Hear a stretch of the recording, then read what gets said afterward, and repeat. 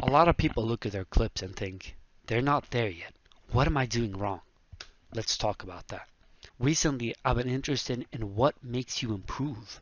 I've been playing Valorant on and off, and coming from a CS background, I noticed my spraying was off. I noticed it was pretty much impossible to spray with the Vandal as opposed to the AK. In CS, you spend hours on hours practicing your recoil control so you can mow enemies down. But in Valorant, you can't really do that.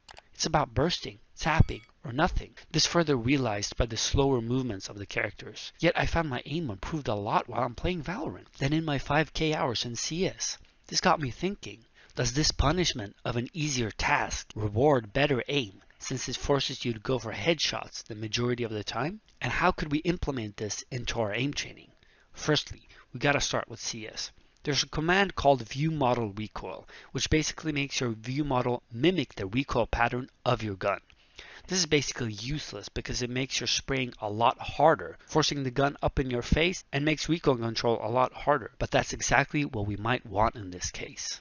See, it makes spraying so difficult for us, it's almost useless. And that's when the headshots started coming. Almost instantly, I stopped spraying and only bursted. It's as if my brain knew, okay, spraying isn't going to work out. We need to find another way about this, since the brain will never look for the prettiest or the most skillful way to achieve something, but the most efficient. And as of right now, I just purposely made my spraying bad. Okay, cool story. So what does this have to do with aim training? The purpose is that you raise your bar up. You need to make your standards for aim a lot higher by punishing yourself with mistakes.